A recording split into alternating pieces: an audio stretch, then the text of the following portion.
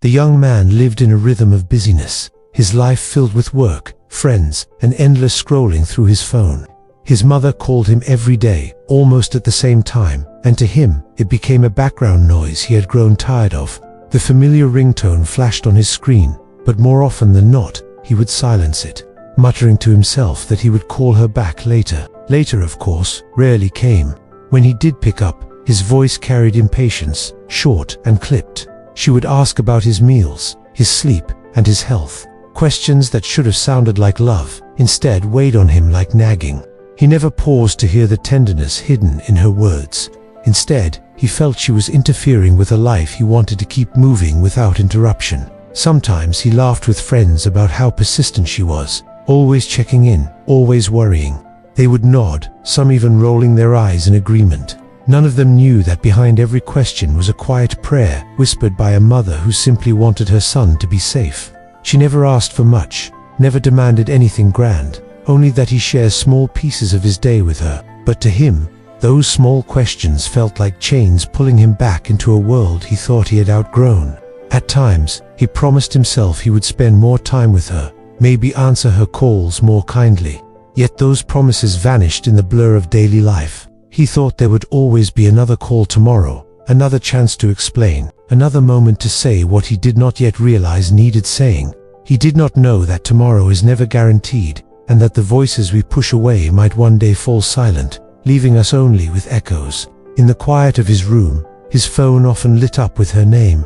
Sometimes he stared at it, debating whether to pick up or not. He convinced himself she would understand, that she always had and always would. What he failed to see was that every call was not just a question, but her way of saying, "I love you, I am here, you are never alone." But in his hurried world, those words slipped past him unnoticed, like sunlight hidden behind closed blinds. The day came quietly, without warning, like a door closing in the middle of a conversation. The young man's phone rang, but this time it was not his mother's name on the screen. It was a relative, their voice heavy, words trembling.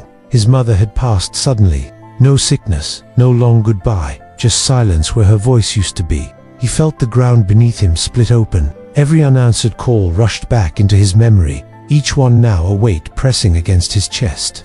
He replayed in his mind all the times he had sighed in annoyance, all the moments he had chosen to ignore her, convinced there would be endless tomorrows. But tomorrow never came. At the funeral, he sat among the crowd, surrounded by faces equally drenched in grief, yet he felt isolated, as though guilt had built a wall around him. People spoke kindly of her warmth, her gentle nature, her sacrifices. He wanted to add his voice, but shame held him back. What could he say? That he had pushed away the very love others admired, that he had treated her care like an inconvenience. That night, when he returned to his apartment, the silence was unbearable. No phone call, no gentle voice asking if he had eaten. He scrolled through his call history, her name still there, as though waiting. He pressed on her contact, hoping foolishly that somehow she might answer. The line went dead, and the silence screamed louder than any sound. In desperation, he searched through his voicemails. There they were, small fragments of her love, saved unknowingly like treasures buried in sand. Her voice was warm, asking him to call back, reminding him to wear a jacket when it was cold, telling him not to stay up too late. Simple words that once felt like interruptions now cut through him with a sharpness he could not escape. Each message was both comfort and dagger. Comfort, because her voice was still there. Dagger, because he had not truly listened while she was alive. He sat on the edge of his bed, tears sliding down his face, whispering apologies to a silence that could not answer. He would have given anything for one more call, one more chance to say thank you, one more chance to listen. But all he had left was the emptiness that follows loss, and the realization that what he had taken for granted was the greatest gift he would ever receive. Days turned into weeks, but the emptiness did not fade. The young man carried his phone like a fragile relic, replaying his mother's voicemails late at night. Each message was like a thread connecting him to a love that had not truly vanished, only shifted into memory. He began to realize that those calls had been more than routine. They had been her daily offering of comfort, her way of reminding him that he was never alone in the world. In the stillness of grief, something inside him began to change. Where he once felt impatience, he now felt longing. Where he once brushed aside simple questions, He now understood they had been her love, woven into words. He thought about the countless dinners she had prepared, the small sacrifices she had made, and the gentle patience she carried, even when he pushed her away. Those memories, once faint, grew sharp and clear, filling him with both sorrow and gratitude. One evening, he saved her last voicemail to a special folder on his phone. It was short, just her reminding him not to skip dinner.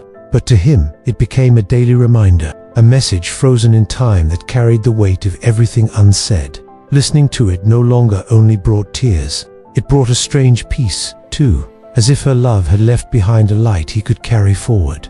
Slowly, he began to live differently.